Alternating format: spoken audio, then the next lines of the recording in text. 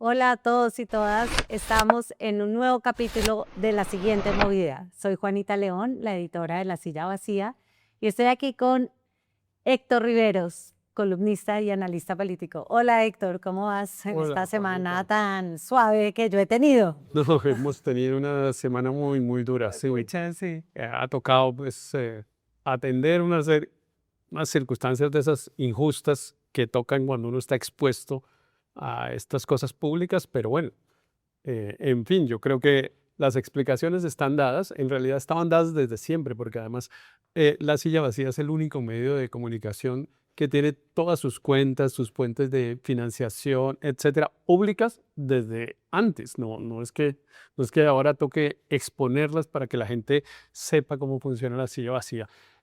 Y bueno, el juicio, digamos, de credibilidad, de independencia, de imparcialidad, lo hace es nuestra audiencia, así que yo creo que tenemos que seguir con tranquilidad haciendo nuestro trabajo y claro, enfrentando algunas cosas de estas, enfrentándolas algunas legalmente, porque claro que algunos incurren en delitos de calumnia, delitos de injuria, y pues frente a esa situación uno tampoco puede quedarse quieto, pero en relación con la actividad periodística hay que seguir Sí, concentrado haciéndolo, o sea, porque me parece que el balance final es lo estamos haciendo bien. sí, por lo menos lo más curioso es que en nuestro periodismo, nuestras historias nunca son rectificadas, nunca son Sí, pero cuestionadas, entonces pues ha sido como como apelar más a la reputación, pero bueno. y además es el gran referente de la información política colombiana, que era una parte de la misión de este portal que tú has logrado. Así que todo lo contrario, felicitaciones y adelante. Gracias. Y bueno, aprovecho a agradecer a todos nuestros usuarios que han salido a defendernos, que han salido a expresar pues su apoyo a Sí, a la además, silla vacía. Realmente eso ha sido ha lo más sido, gratificante. Hemos ganado súper amigos nuevos. sí, personas de todos los O sea, es sectores. impresionante el apoyo de todos los sectores. Entonces, bueno, pues eso ha sido gratificante en medio de semejante tormenta, pero Sí, ojalá nada, que pero nada, hay seguro va a que, durar todas las elecciones, pero bueno, toca concentrarse porque creo que el mayor impacto que esto tiene es que lo desconcentra a uno, porque en claro, es cambio que de eso estar es. haciendo historias, está uno defendiéndose, Exacto, que es no, que ese es el es- objetivo. Obviamente los actores políticos lo que tratan es primero de minar la credibilidad, pero eso pues no lo logran tan fácilmente,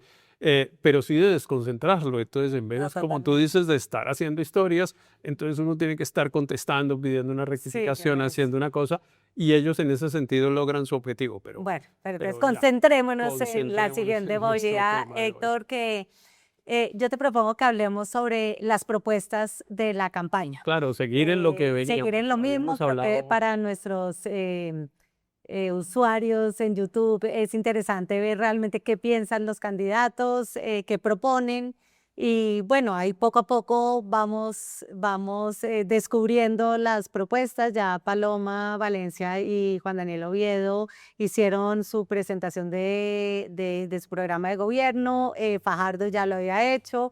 Iván Cepeda ha comenzado a ser más específico sobre algunas propuestas y lo mismo Abelardo del Espriella. A mí me sigue pareciendo todo muy etéreo, todo muy ambiguo, todo más bien lugares comunes, pero tratemos de poner la lupa a ver si Claro. encontramos, porque cada vez que lo digo me regañan, me dicen, no, sí, es que usted no ha leído los programas, tal, pero la verdad yo oigo con juicio a los candidatos en las entrevistas, en los debates, bueno, en los que hay, y no encuentro cosas concretas. Me parece que el ChatGPT o Claude, que es mucho mejor que el ChatGPT, están desatados, porque es más fácil poner qué haría usted para mejorar la salud y ahí le En salen todo unas cosas. caso, les quería recomendar que en nuestra silla IA, que es nuestro asistente de inteligencia artificial, solo con la información verificada de la silla, ya pueden consultar exactamente cuáles son las propuestas, cómo se comparan entre sí. Ah, mira, eso no sabía.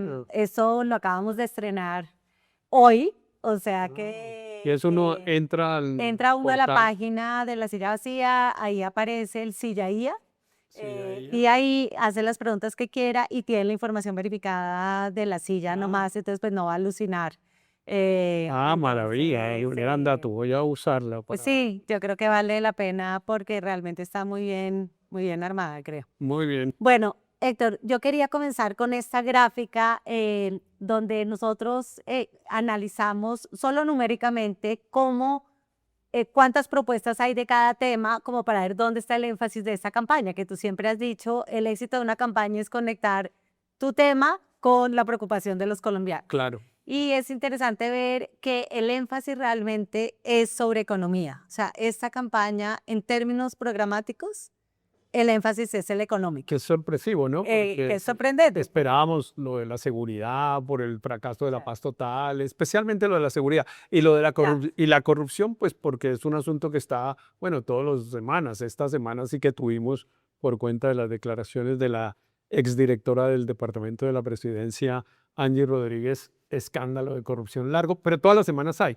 Y sin embargo, mira, la economía es... La economía es el énfasis y cuando uno lo mira sobre las preocupaciones de los colombianos, ahí se da cuenta también cómo está dividida la sociedad frente al tema económico. Casi que conviven dos países,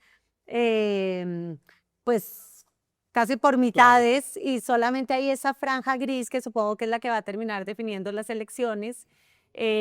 Porque fíjate, el 50% de la gente evalúa que la situación económica de su familia está bien y el 37% cree que está mal y el 13%, o el 13% está ahí como en la mitad o no sé.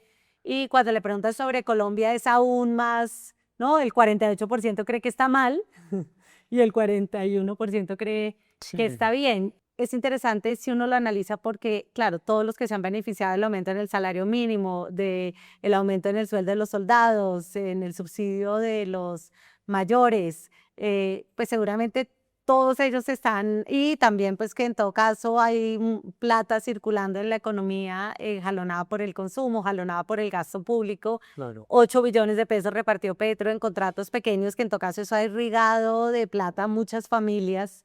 Eso pues se refleja en ese porcentaje, y hay otra gente que piensa, estamos yendo a la hecatombe, el déficit fiscal está más disparado que nunca, la inversión privada está por el piso, y ambas cosas son ciertas, pero desde dónde te ubicas tú termina teniendo una influencia muy grande en esta campaña. Lo que yo creo es que primero, pues la razón por la cual la economía es el tema más grueso es porque efectivamente eso es. Finalmente, cuando decimos que si sigue el modelo de Petro o no sigue el modelo de Petro, es un modelo económico. Es un modelo de cuál es el papel del Estado en la economía, en la prestación de los servicios esenciales, cuál es el papel de los sectores privados en la provisión de esos bienes o servicios. Ahí hay dos cosas que son completamente distintas. El propio Iván Cepeda lo dice, lo dijo en esta entrevista que tuvo con María Jimena Duzán esta semana. Él dice, mire, aquí hay dos modelos distintos y una de las cosas que menciona es la economía y dice, ellos tienen el modelo neoliberal, etcétera, y nosotros, no sé cómo lo llaman, una economía solidaria o algo de ese estilo, pero en realidad son dos modelos distintos. Y entonces, perdóname que te digo esto, la percepción de la gente, que es la que se mide en esa encuesta, se va en qué tan de acuerdo está con un modelo o con el otro, porque no es tanto usted cómo le está yendo, sino que usted está sintiendo que las decisiones que se están tomando son o no equivocadas, y entonces si son equivocadas uno dice, bueno, esto, perdóname la expresión coloquial, se va a joder, o no, vamos bien y tenemos que seguir para adelante. Claro, es que mira lo interesante que Iván Cepeda en su programa habla de lo que llama la revolución productiva. Y él dice, esto significa aumentos del salario mínimo similares a los que ha hecho Petro, o sea, del 20%, más gasto público, dirigir el capital privado con una política de protección a la industria nacional y inversiones forzosas para el agro y para ciertos sectores de la economía. Iván Cepeda sigue los postulados de este nuevo centro de pensamiento que se llama Centro Vida, que está tratando como de volver una doctrina a la filosofía económica de Petro, en donde ellos piensan, no importa que suba la inflación, mientras haya más crecimiento económico, y lo que tiene que hacer el Estado es un poco siguiendo los parámetros del gobierno chino, como los parámetros de la economía china, y es que el gobierno compre una cantidad de commodities y cuando sube la inflación venda y oriente así la economía, que claro, ese es un modelo económico muy diferente al que propone Paloma Valencia Claro, claro, o no, de la Espriella, que es todo lo contrario, es como lo que hay que hacer es tratar de bajar impuestos de las empresas, de regular y tratar es que el sector privado jalone la economía para que esa inversión privada que está por el piso comience a subir y a generar empleo desde lo privado y no desde lo claro. público porque el déficit fiscal es insostenible. Son dos modelos completamente distintos, pero digamos, el de Cepeda tiene unas particularidades, bueno, tú lo explicaste muy bien, pero me parece que le hace falta una cosa que desde la perspectiva ideológica de la izquierda, digámoslo, siempre ha estado presente y es prioridad, que es la igualdad, porque en realidad, digamos, el modelo chino genera crecimiento económico, pero no necesariamente genera igualdad, al contrario, en la China hay unos mega ricos, ricos, ricos, muy ricos, y hay un montón de gente pues que vive, apenas sobrevive, digámoslo así, a pesar de ser una economía tan bollante y que crece tanto. Entonces, me parece un poco raro que ese sea el modelo, porque en Colombia siempre ha habido un problema, sobre todo desde la perspectiva de la izquierda y digamos de eso que llaman el progresismo de redistribución. Y ahí me queda faltando un poco en ese Claro, discurso que ellos echan el tema de la ellos lo que redistribución. piensan es si tú subes otro 20% el salario mínimo, pues estás quitándole plata a las utilidades del Sí. empresario, distribuyéndoselo a los empleados. Ahora, ellos no consideran que eso va a que eso generaría ese empleo. Ellos creen que las empresas todavía tienen mucho margen para Claro, mejorar los pero es que salarios y seguir desconoce la operando. realidad colombiana de que solamente el 50% de la población tiene un trabajo formal. Entonces, bueno, está bien, supongamos que eso, pues, eso tiene todos los efectos negativos que se han discutido, pero asumamos que es mejor pagarle bien a los Porque van a trabajadores consumir más, y entonces los consumen informales más y producen que más. efectivamente, pues, en algún momento son los empresarios los que tienen, digamos, que sacrificar una parte de sus utilidades y hay, en fin, supongamos que eso es cierto. Pero eso en un contexto como el colombiano, en el que la mitad de la población no atiende a esa lógica porque es dueño de un taxi, porque abre la tienda que puso en el garaje de su casa en un barrio impopular de una ciudad colombiana, en fin, o porque simplemente está en el rebusque, literal, pues parado vendiendo alguna cosa en la entrada de una estación de Transmilenio. Ahí a esos yo no veo que haya realmente una propuesta en el caso de Iván Cepeda, que lo satisfaga. Claro. Tiene la ventaja el candidato Cepeda que algunas personas de esas, o muchas personas de esas, sienten que él los representa, así no esté ofreciendo en realidad en la práctica nada para mejorarle su situación. Ahora, creo que del otro lado, Paloma y Abelardo tampoco explican cómo el solo crecimiento económico tampoco necesariamente ayuda a la desigualdad, Ah, ¿no? sí, sin duda, ¿no? Entonces, Yo sí creo creo que que no. ambos lados tienen como un nudo ciego Total.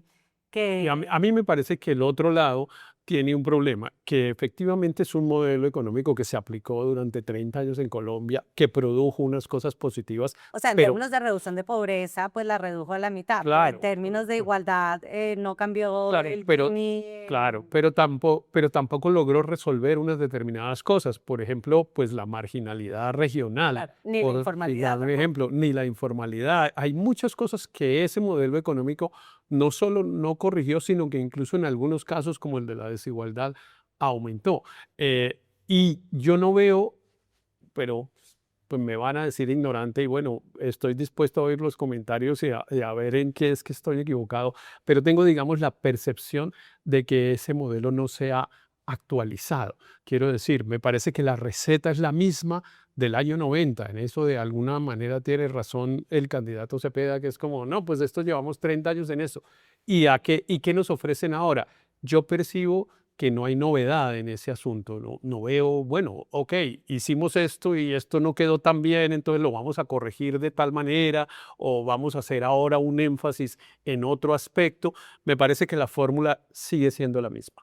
Bueno, Héctor, entonces miremos los énfasis de cada uno de los candidatos, que es interesante también, porque mientras Abelardo, Fajardo y Paloma tienen más número de propuestas en economía, Iván Cepeda las tiene en lo social, que aparece bastante más bajo en Paloma y en Abelardo. Y por el contrario, seguridad está bastante alto en Abelardo y Paloma y más bajo en Fajardo y Cepeda realmente es el que lo tiene, Claro, pues, que eso es no, interesante porque además en las condiciones que está poniendo Iván Cepeda, incumplibles para que haya un debate, pero las condiciones que está poniendo, una de las condiciones que pone es, bueno, ¿de qué temas son los que vamos a hablar? Y él dice, por ejemplo, ¿por qué no hablamos primero de lo social? ¿Por qué insisten en que tenemos que hablar, por ejemplo, de la paz total? Hablemos de lo social, que es un poco lo que tú mencionabas al comienzo, que es el esfuerzo del candidato de que el tema sea el suyo. claro, Obviamente, si el tema social se vuelve el más importante de la campaña, pues él tiene una gran ventaja, porque claro. la gente asume que efectivamente él tiene un mayor grado de sensibilidad social que los otros candidatos. Exacto. Entonces es interesante ver esos énfasis, ¿no? Sobre todo el tema de la seguridad y el tema de lo social. Ahora, en estos números, digamos, de propuestas, yo no sé, digo, lo digo a manera de pregunta, porque me parece que el número de propuestas no No necesariamente necesariamente coincide con refleja. calidad, digamos, de No, total. propuesta. O sea, Hay esto muchas propuestas que son es, títulos ambiguos, sí, cosas esto es una pura conteo numérico que yo claro, creo que da una idea un poquito del énfasis, del pero énfasis, pero no necesariamente, o sea, una sola propuesta puede ser mucho más poderosa que 20 claro, propuestas de otro tema. claro, claro. Pero te da una idea de a qué por lo menos tienen más ideas. Le están Eh, apuntando, sí. y esta nueva gráfica me parece que es lo más interesante porque aquí es qué coincidencias hay entre las propuestas de los candidatos. Entonces, es una gráfica que no necesariamente es tan fácil de entender, pero a ver si logro explicarla. Y es que solo el 3% de las propuestas de Paloma en economía son idénticas a a las de Abelardo. O sea, hay una diferencia muy grande. Hay una diferencia muy grande entre Que Paloma y sería raro Abelardo. porque uno esperaría Exacto. que se Y en parecieran. cambio, hay un 14% de coincidencias de propuestas muy parecidas entre Paloma y Fajardo. Em,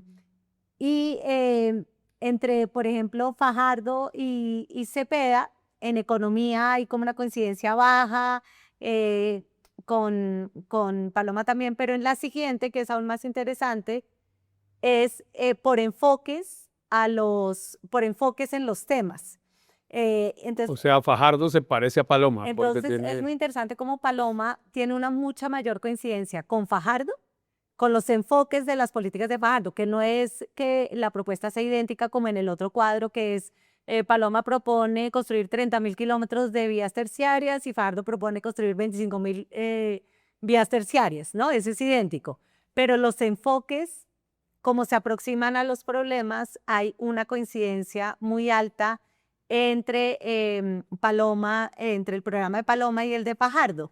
Y cuando uno mira solo el de Fajardo, solo tiene el 27% de sus enfoques son parecidos a Cepeda y el 26% son parecidos a o Paloma. sea, que está en el O centro. sea, él está en el centro, pero Paloma está mucho más cerca a Fajardo que a Abelardo.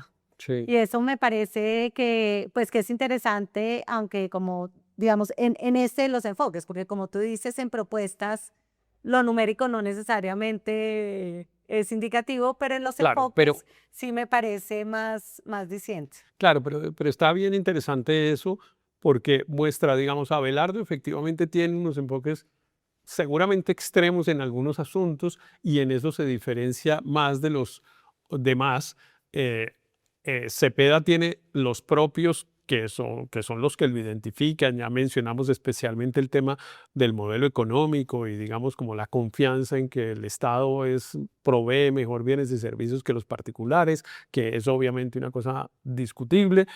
Algunos pues la controvierten totalmente, otros dicen, bueno, en algunos casos sí, en otros no, pero bueno, Paloma y Fajardo se terminan pareciendo, lo cual explica una cosa a mi modo de ver, que es que yo sí creo que Paloma se ha quedado con una parte de la intención de voto del centro. Claro.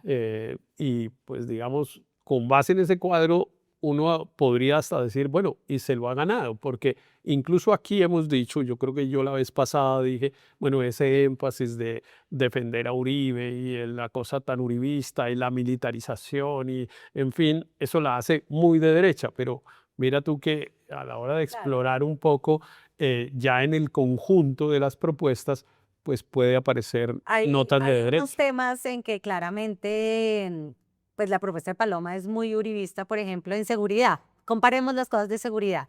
Paloma propone el plan 30-30, que es aumentar en 30.000 soldados y 30.000 policías el reclutamiento, algo que en la práctica es muy difícil, aunque le ayuda en la decisión de Petro de subir el salario mínimo de los soldados. Le ayuda y le dificulta, le Y le ayuda, ayuda y le dificulta, ayuda ayuda a porque es un atraer gente, incentivo pero para cuesta atraer. mucho más. Claro. Ella dice, en el primer año vamos a militarizar vías y regiones con gobernanza criminal, un poquito inspirado en esas zonas de consolidación como la de la Sí. Macarena en la época de Uribe. Pero, por ejemplo, Abelardo, en temas de seguridad, él dice, vamos a crear un bloque de búsqueda presidencial contra los corruptos, una megacárcel como la de Bukele, vamos a eliminar a la JEP, y él dice que solo necesitan 90 días para recuperar la seguridad en todo el territorio con un plan Colombia 2.0 con la ayuda de Estados Unidos e Israel. O sea, es fácil, digamos. No, 90 días, o sea, ese es Eso, exactamente el tiempo que tenía eso Petro ya le para hemos oído, negociar con para el ELN. netear exacto, eso iba a decir, Exacto. ya lo O sea, hemos Petro, oído. Petro tenía 3 meses para que se desmovilizara el ELN. Candidatos diciendo esa mentira la de Abelardo también desde tiene siempre. 3 meses para recuperar la seguridad en todo el territorio con este plan ¿Alguien 2.0 creerá? con Estados Unidos y Israel, que no ¿Alguien- sé si Israel, digamos que está un poquito ocupado en ¿Alguien otra creerá guerra. cuando un candidato dice, bueno, en 3 meses yo voy a arreglar esto? No creo, ¿no? Yo creo que los ciudadanos ya Yo no creo que hay sientan una el gente tema. que sí lo cree y él habla de algo que es como una legislación especial, que sería, parece un poquito como un estado de sitio para combatir la pandemia criminal. Un, es- Él un hizo estado una de, legislación un estado de especial, que es como conmoción interior una para... legislación excepcional para combatir la pandemia criminal. Entonces, claro, hay una diferencia frente a Paloma en eso. Por el contrario, en seguridad, Iván Cepeda ha dicho que él propone la paz total 2.0, pues no lo llama así la paz total 2.0, pero es más o menos eso, que es vamos a continuar con las negociaciones. Él dice en su programa, la coerción no puede ser la aproximación al tema de seguridad o la única aproximación. Y él dice, hay unas cosas de la paz total que pronto no han funcionado suficientemente bien en la implementación, como no implementar el acuerdo de paz con las FARC. Entonces hay que implementar el acuerdo de paz con las FARC, hay que hacer una gran reforma agraria y rural, que de eso también podemos hablar, y hay que continuar con unas de las negociaciones, de pronto no con todas al tiempo, hay que priorizar algunas, que me imagino que serán las del Clan del Golfo y las del ELN.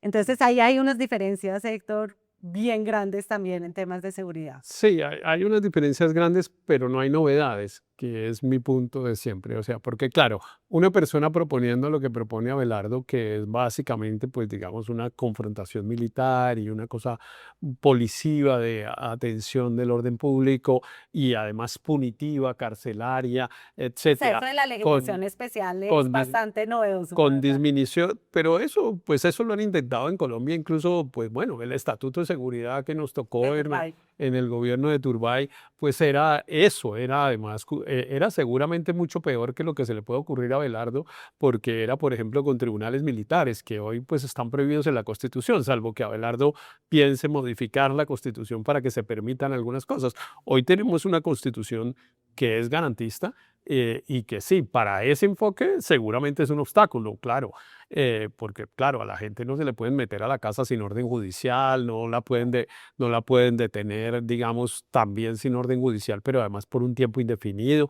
Parte del problema de la política de seguridad de Bukele es que un porcentaje muy alto de las personas esas que vemos ahí en cuclillas en las cárceles, en las fotos que mandan de vez en cuando, un porcentaje muy alto, la gran mayoría de esos jóvenes que están ahí en cuclillas no tienen una orden judicial ni le han adelantado un juicio. Y todos, o mejor, ninguno ha sido condenado en un juicio. Todos están en un proceso judicial, pero ninguno condenado. Apenas esta semana oí que había habido como una especie de juicio masivo, unos 500 personas de estas les están iniciando el proceso judicial, pero llevan ahí años. Entonces, obviamente eso con la Constitución colombiana no se podría, no sé Abelardo cómo lo quiera hacer. De pronto con la constituyente de Petro, porque las coincidencias entre los petristas y los abelardistas cada vez Claro. más parecidas. Pero ahí me parece que ahí hay una cosa bien diferenciada. Por supuesto, lo de Iván Cepeda es una cosa muy distinta. Él no aterriza bien. Él tiene una desventaja para mi gusto que francamente a mí ya me está molestando, no solo de él, sino de otros, pero él es el que tiene más el tema, que es que como que patean la bola para adelante. Entonces le preguntan por un tema y él dice, bueno, ese es un tema del acuerdo nacional, tenemos que discutirlo. Yo soy un hombre de diálogo, eso lo tienen que investigar las autoridades, ¿no? Pero es que le estamos preguntando es por su postura, no por cuál es la conclusión de otras personas. Imaginamos que si él va a liderar un acuerdo nacional, pues lo va a hacer con una postura, defendiendo una posición. No, él no es simplemente el moderador, digamos, de un diálogo nacional. Una de las propuestas que no sé si te parece novedosa, Abelardo, es que él implementaría un sistema masivo de reconocimiento facial para identificar criminales. O sea, habría cámaras por todas partes para identificarnos la cara, que eso de las cámaras en todo caso, más allá de los problemas de intimidad que tiene, pues tampoco es que haya funcionado tanto, pero también Héctor, yo creo que en esto, si uno oye, por ejemplo, las propuestas de la Fundación Ideas para la Paz, que es yo creo que es como el centro más importante en términos de ideas para la paz.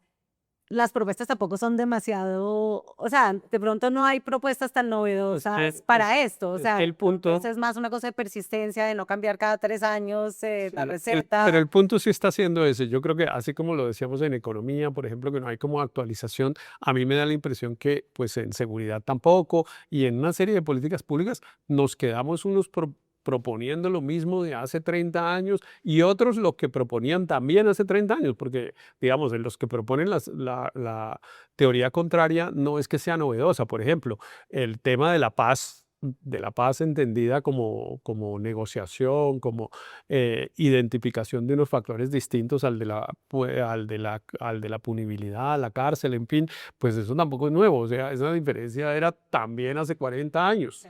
Entonces, a mí me angustia un poquito que no hay cosas nuevas y que las que creen que son nuevas son eslogan. Por ejemplo, el del reconocimiento facial, eso pues casi todos dicen, vamos a usar la tecnología. Como la tecnología, pues sí, o sea, es una obviedad que vamos a usar las herramientas que estén dispuestas, una de las cuales es el reconocimiento facial, que hay que hacerlo pues con los estándares internacionales que impone el respeto al derecho a la intimidad y otras circunstancias, pero no veo, digamos, como propuestas realmente concretas que uno diga, bueno, este señor va a llegar y va a hacer esto. Propone, por ejemplo, reclutar 80.000 reservistas como personas que pasaron por las Fuerzas Armadas para cuidar los barrios. Sí. Eso también es novedoso, pero es más difícil que sea ejecutable porque traer gente que ya está en la reserva otra vez a las fuerzas militares implica unos problemas en términos de los rangos. Pero bueno, esa es una propuesta. Pues no sé si sea para volverlos a traer, digamos, porque que sean vigilantes. Nadie quisiera volver a traerse formalmente, quiero decir, porque esos reservistas están pensionados, ¿no? Entonces, si ellos se vuelven digamos, a incorporar a las filas formalmente, tienen que renunciar a su pensión para poder recibir la remuneración del trabajo y obviamente eso no lo van a hacer. El incentivo para ellos es que estando pensionados mantienen su pensión y pueden tener un ingreso adicional. Ese sí puede ser un incentivo que lo han intentado también en los alcaldes, especialmente han estado mencionando desde hace 20 años esa idea de traer reservistas y eso tampoco ha tenido éxito. Yo no sé si es que yo me he vuelto, ya cuando está uno viejo se vuelve uno como repumpullón, pero lo que pasa es que todo me también parece... hay ideas que así se habían planteado hace tiempo no necesariamente son malas. Lo que toca es hacerlas, ejecutarlas, mantenerlas. Claro, pero uno sí supondría que un un mundo que avanza tan rápido en tecnología, en conocimiento, en información, pues sí debería como alguien decir, wow, yo esta cosa sí no se la había oído a nadie, pero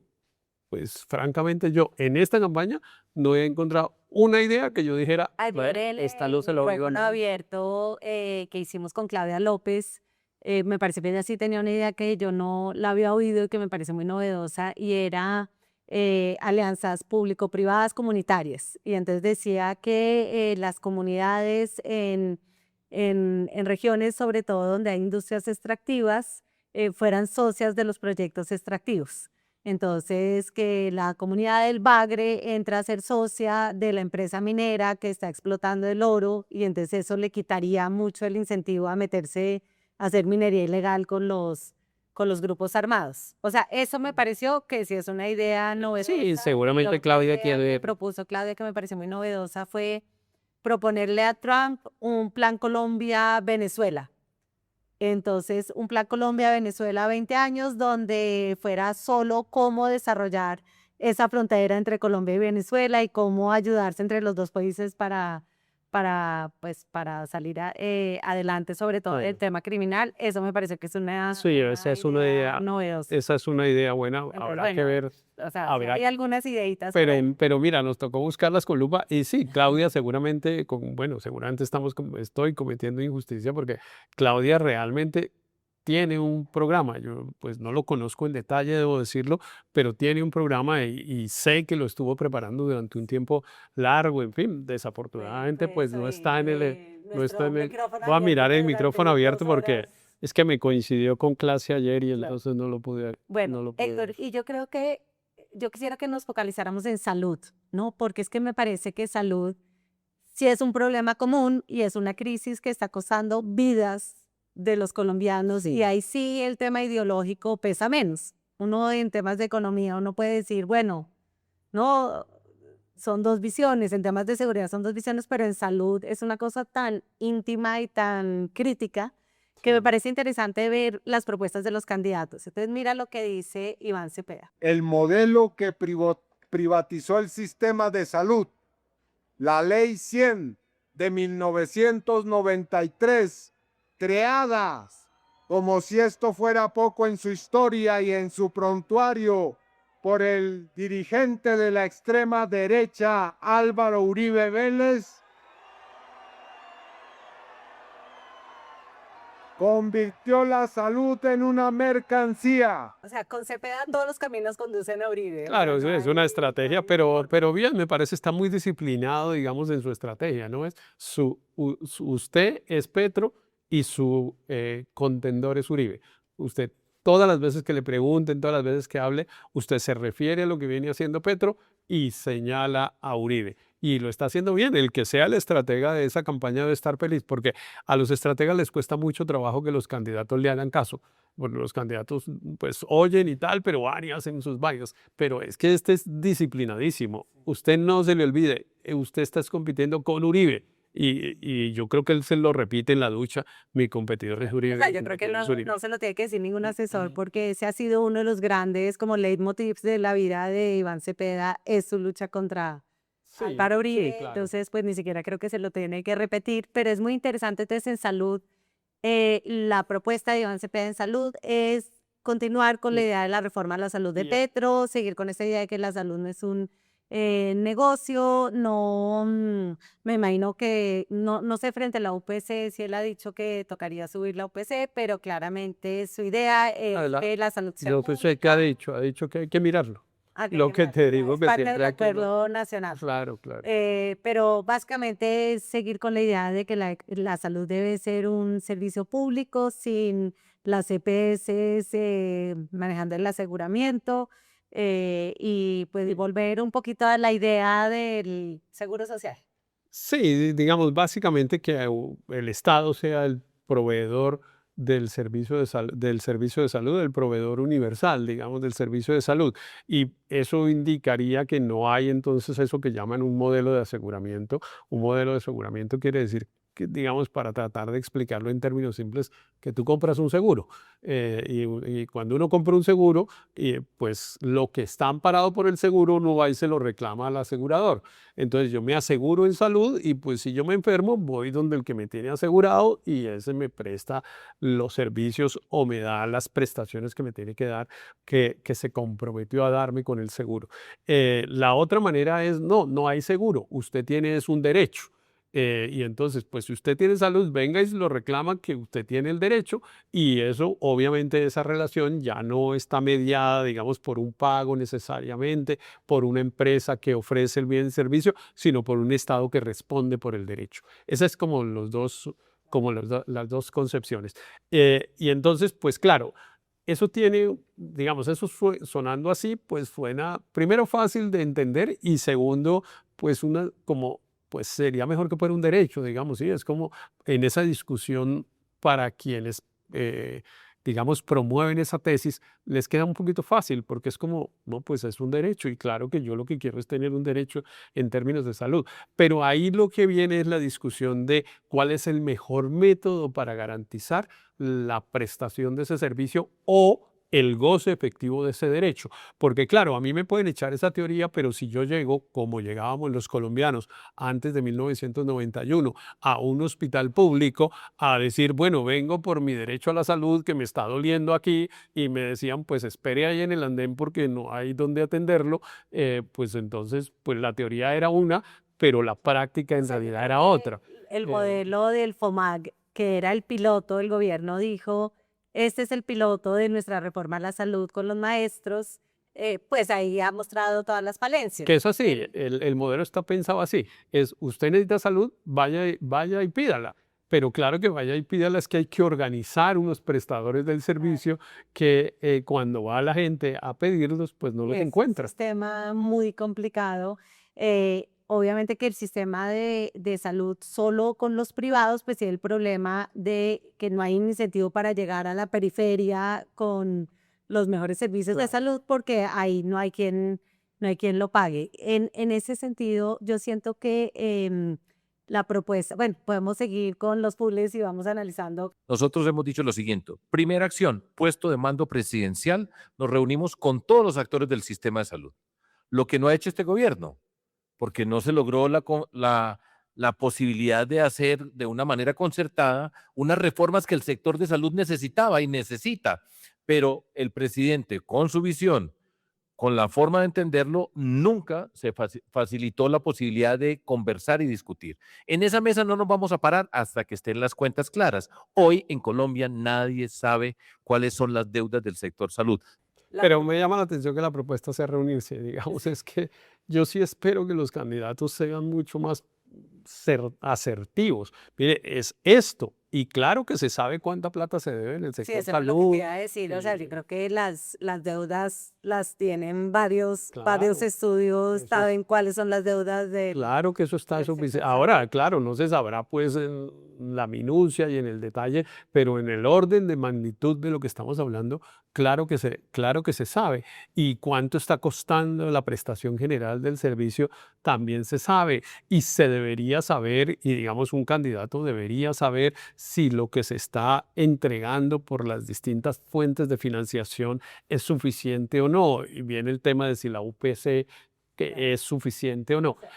Yo sí esperaba que los Si tú lees candidatos, el programa de Fajardo en salud, es muchísimo más específico, fue hecho por Andrés Vecino y otros expertos en salud, pero me parece que es que Fajardo en sus respuestas, él acude como a la superficialidad sí, total, ¿no? Como que lo que tú dices es como echar la bola para adelante, decir, bueno, vamos a llegar a sentarnos, que es a mirar a ver parecido qué hay al que Acuerdo hacer. Nacional Claro. de Cepeda. Cuando ya vas al programa, tiene estrategias mucho más Claro, específicas. claro, seguramente, pero yo sí creo que, digamos, hace falta un poquito precisar, porque entre otras cosas, yo no he leído el programa, debo leerlo, pero lo que percibo cuando oigo al candidato decir eso es que él quiere atender el problema. ¿Cuál es el problema? El problema es que la salud está en un déficit de financiación. Ese es el problema.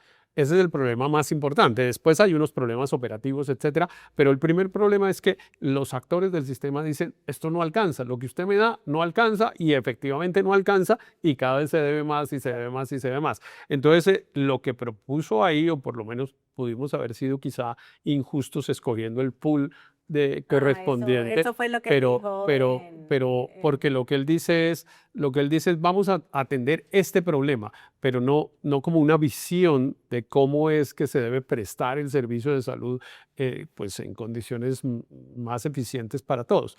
Ahí me parece que hay una dificultad, porque yo insisto, me parece, y no lo digo por el candidato Fajardo porque no conozco a fondo su propuesta, pero me parece un poco complejo que quienes estén, digamos, oponiéndose a la reforma petrista, llamémoslo de esa manera, que tienen muy buenos argumentos, a mí me parece que la reforma petrista es muy mala, vuelvan un poco como lo dijimos en el tema económico, a que no, lo que tenemos es que estar igual que antes, como si el sistema no tuviera problemas. El sistema está lleno de problemas y no basta con decir en campaña, sí, sí, reconocemos que hay unas cosas que mejorar. No, no, es que hay unas cosas que mejorar porque efectivamente antes del 2022, antes de que llegara Petro, es cierto que había unas personas que tenían una serie de barreras de acceso al sistema, etcétera.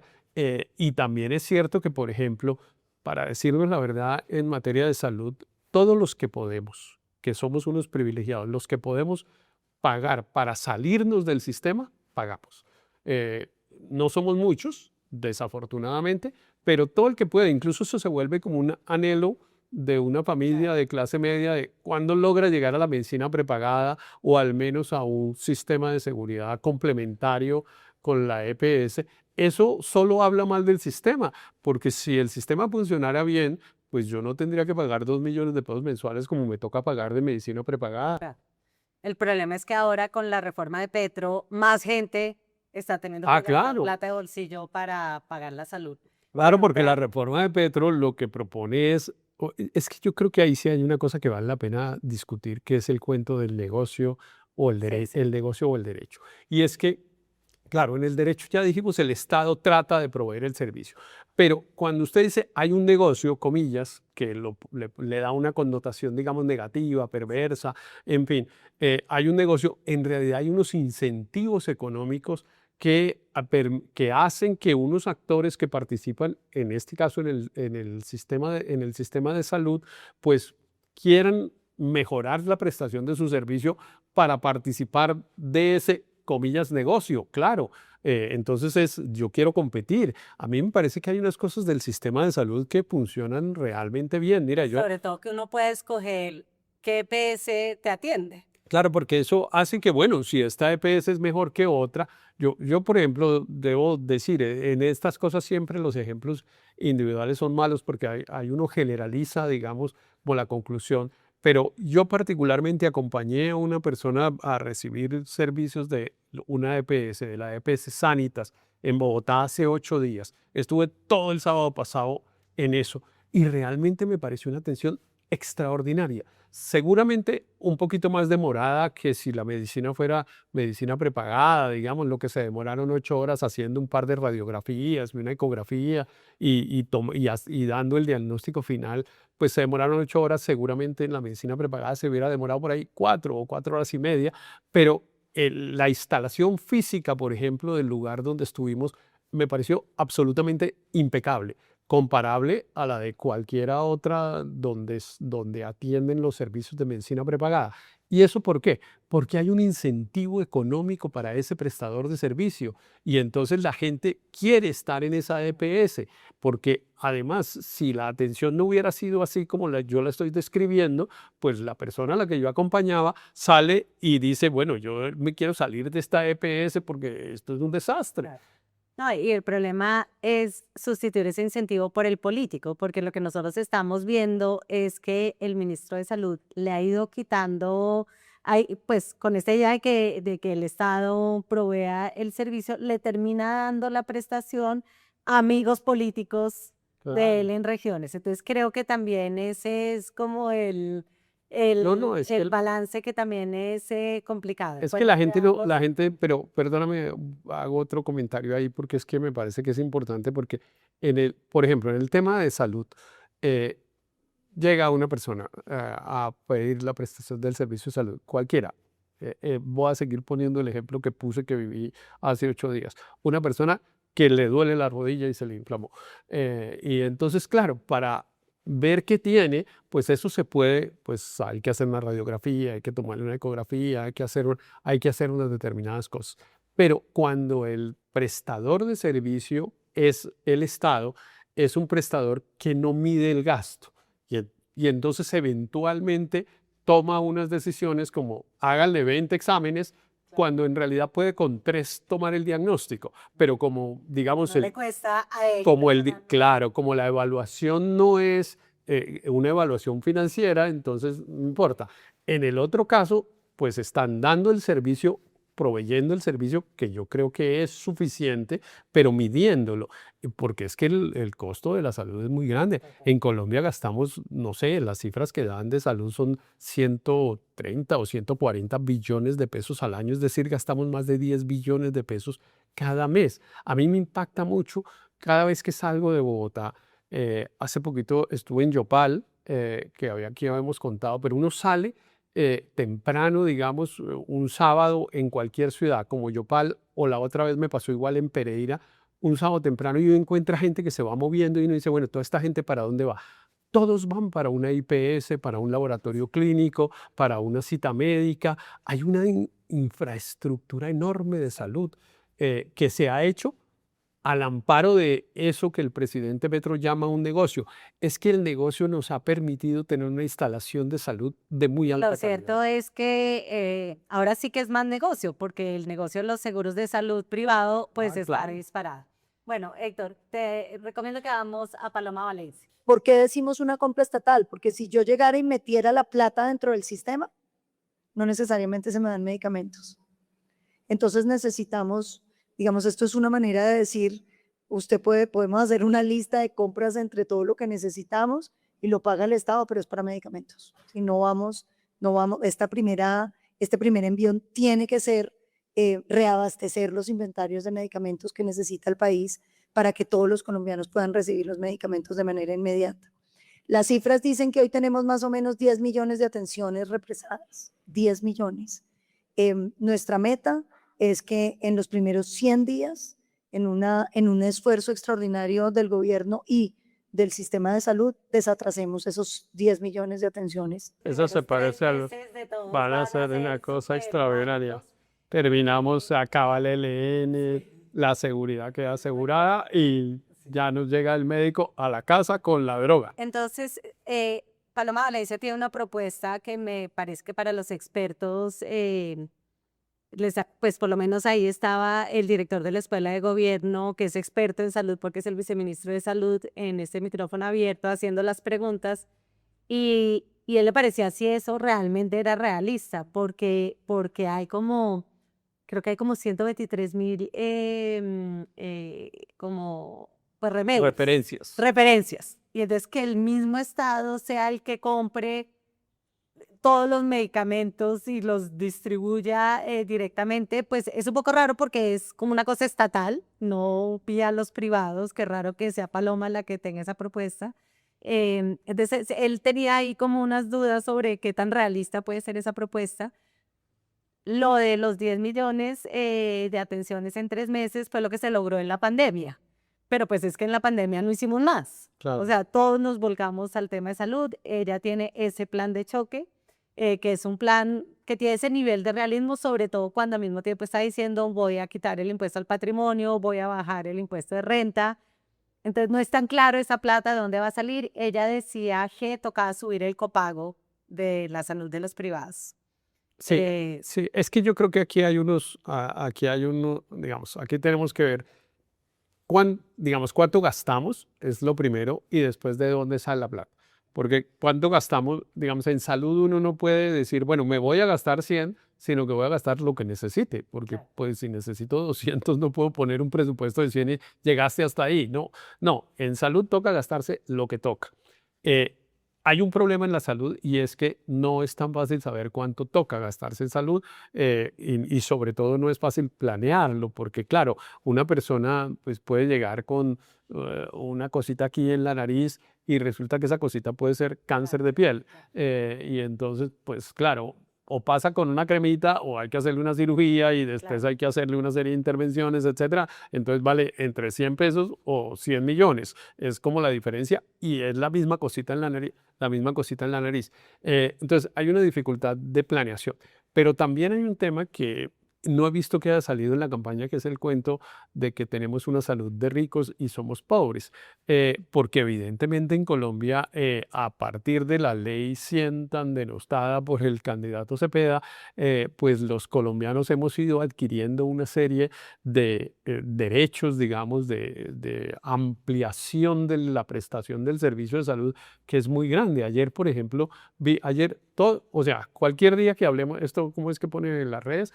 Cualquier momento que lo lea, en cualquier momento que lo lea, él igual, que es ayer hubo una sentencia de la Corte Constitucional que ordenaba que una EPS diera cuidadores a unas personas pues, que no se podían valer por sí mismas y que la familia decía que no podía atenderlos. Imagínate tú eso, unos cuidadores pagados, es decir, una enfermera 24 horas en una casa, pues cuánto cuesta y el Estado pues lo tiene que proveer, bueno, el Estado no, el Servicio de Salud por cuenta de las decisiones de la Claro, Corte Claudia López Constitucional. ayer en micrófono abierto decía, realmente lo más importante que yo voy a hacer es ir a hablar con la Corte Constitucional y decirles, tenemos que sincerar esto, ustedes no pueden seguir reconociendo derechos a cosas de tecnologías que son impagables. Pongámonos de acuerdo en qué es lo básico y todo lo demás Claro. por cuenta Es propia. que así estaba diseñado el sistema de salud, que era lo que llamaban el POS, el Plan Obligatorio de Salud. Es, mire, usted a lo que tiene derechos a esto, Claro. que es lo que tú llamas lo básico. Pero después empezaron a surgir una serie de preguntas que es, bueno, no, pero es que esto básico no me garantiza la salud, no me garantiza la vida, por ejemplo, porque hay otro procedimiento que es más costoso o que lo dan, incluso se viene la discusión de si me tienen que mandar al exterior, donde hay un procedimiento que sí me garantiza que me puede mejorar mi salud y digamos, mantenerme, pues mantener la vida. Entonces, ahí hay un problema que eso no veo que nadie lo esté discutiendo. Bueno, me dices que lo dijo, me dices que lo dijo Claudia, pero ese es un elemento esencial. ¿Cuánto? ¿Y de dónde vamos a sacar la plata? Bueno, me dices que Paloma dice que hay que aumentar los copagos, Sí. lo cual es una cosa gravísima, porque eso quiere decir que el ciudadano tiene que sacar más plata de su bolsillo y la gente ya no puede sacar más plata de su bolsillo. La salud en Colombia es relativamente cara.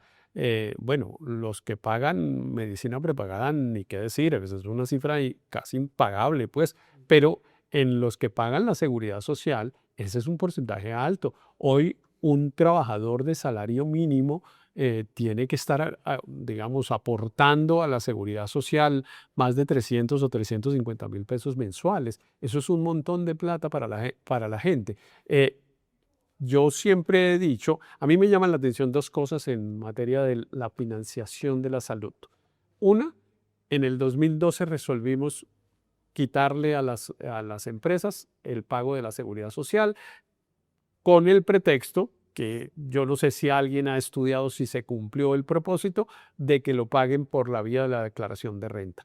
Yo creería que no lo han pagado por la vía de la declaración de renta y que ahí se abrió un hueco en la financiación. Ese me parece que es un elemento que es muy importante de que alguien vuelva a decirlo. Y lo otro es, ¿para qué han servido unas decisiones que se han tomado?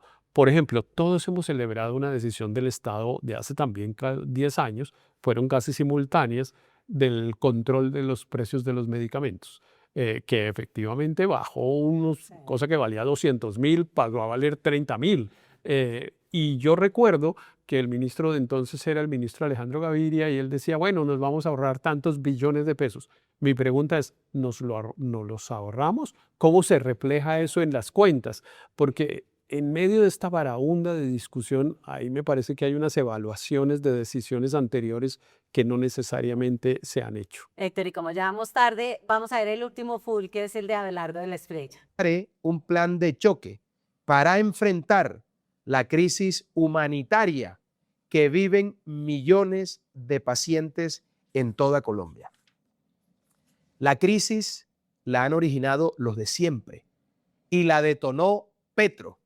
Voy a destinar recursos del ADRES para estabilizar el sistema de salud, permitiéndole funcionar, dar citas y entregar medicamentos. O sea, me encanta como la novedad de plata del ADRES, y la ADRES está hecha, es para eso es lo que hace hoy en día la Claro. ADRES. ¿Por qué no les explicas a los clientes que la para- ADRES no, el, para- el ADRES básicamente es el fondo donde es la cuenta, digamos, la cuenta bancaria donde se consigna toda la plata de financiación de la salud, todo el que va a aportar a la salud en la seguridad social, lo que pone el gobierno nacional, todo lo ponen en el ADRES y el ADRES distribuye, ese es su papel.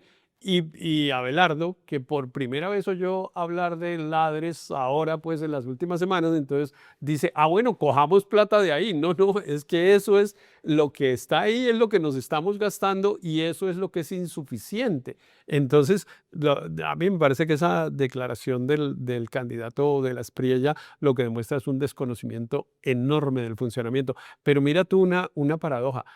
Lo que él está proponiendo parece de Cepeda, porque es una estatización total. Él dice, es la plata del ADRES, él dice que es del Estado, él no entiende cómo se financia, pero asume que es del Estado, y él dice, vamos a comprar la droga, que era lo mismo que proponía Paloma, y además vamos a dar las citas, o sea, el Estado va a hacer todo. Mira tú que en el fondo todos terminan un poco tentados a decir que sea el Estado el que provea el servicio. Esperemos que no caigamos en esa trampa, porque el Estado es muy mal proveedor del servicio de salud, muy mal proveedor del servicio de salud. Eso pasa incluso, mira, esta discusión de si privados o públicos, pues es mundial, y en salud es un sistema complejo y en todas partes se va. En Europa, por ejemplo, en Inglaterra, una persona pide una cita para un especialista y se demora a veces un año en tenerla. En Inglaterra, digamos, o sea, imagínate tú contra qué nos estamos comparando, pues con un país de una dimensión muy distinta al nuestro, y así pasa, pero no es excepcional, o sea, eso pasa también con algunos matices en Francia, en Italia, en Alemania incluso. Entonces, a mí me parece que el modelo colombiano, que era un modelo un poco intermedio entre ese modelo europeo muy estatista y el modelo estadounidense muy privado y sálvese quien pueda y pague quien pueda, habíamos encontrado un sistema intermedio que se puede corregir, pero que hay que tratar de Me mantener. parece, Héctor, que la pandemia demostró que era un sistema que tiene muchos problemas, pero que no dejó morir a la gente en la calle. Claro. Pero bueno, Pero además volvamos el a... presidente Petro pero- logró Pero además, mira, destruirlo sin podernos dar la pero alternativa. destruirlo y además en el imaginario público. Y yo francamente no creo que la gente esté sintiendo como esa debacle humanitaria que dice Abelardo. Tampoco creo que la gente esté sintiendo. Evidentemente el sistema se ha deteriorado en algunos No, casos. sí, hay mucha gente. Hay Lo que unas, pasa es que hay unas solo el demoras en el 20% tema de la droga, población pero, se enferma cada año. pero Entonces, esta es una cosa que el sistema... más gente va a El experimentar. sistema se ha deteriorado, pero yo creo que el sistema incluso ha demostrado que a pesar de esta tensión tan fuerte, ha logrado fortalecerse. Pues no fortalecerse, pero mantenerse, digamos, no sucumbir. Y yo sigo viendo lo que seguramente muchas otras personas ven, que el montón de personas, de colombianos que viven en el exterior, acuden a Colombia Sí, al servicio de salud. Sí, sí, O sea, es una cosa increíble. La gente vive en Argentina, en Estados Unidos, en España, en no sé dónde, y vienen, sí, es que tenía unas cositas médicas que ver. Y es, bueno, pero si estaba en los Estados Unidos o estaba en otra parte, ¿por qué no fue allá? ¿No? Porque o el costo es imposible o el acceso al servicio es también imposible. Bueno, Héctor, pues creo que con esto terminamos esta movida. Vamos a seguir analizando de pronto las propuestas, la próxima. Yo creo que nos da para mirar un completar poquito otros las temas. trayectorias Hay unos- de los candidatos Sí, pasaron. ya hay unos temas, por ejemplo, de infraestructura que no hemos visto. Ese tema, pues Petro lo ha puesto muy en el segundo plano y la campaña ha replicado de esa manera. Me llama la atención porque en las campañas anteriores de eso era que se discutía, ¿no? Sí, ¿Qué la vía, carretera? la lo, no Que sé sí, qué sí. carretera, qué túnel, qué puerto, qué aeropuerto, y eso no está, pero me parece que vale la pena mirarlo, porque entre otras cosas debe haber algún rezago de inversión en infraestructura por cuenta de que no fue la prioridad del presidente Petro. Bueno, Héctor, con esto terminamos con la silla IA. Los invito a revisar la silla IA, las propuestas de los candidatos. Ahí están, Héctor. Con eso haremos la Yo tarea para la próxima. Hago la tarea, juicioso para el día la de verla. próxima movida. Y bueno, a todos nuestros usuarios, marquen la campanita, síganos, que nos encanta tenerlos aquí. Chao, Sí. Héctor. Chao, Esperamos tener bonita. una Y semana más. otra vez, gracias a nuestra audiencia por su apoyo. Bueno. Hacer periodismo independiente cuesta. Cada suscripción a este canal nos permite financiar historias que revelan patrones, intereses y otras dinámicas de poder que otros no cuentan. Suscríbase y sea parte de la comunidad que apoya a La Silla Vacía.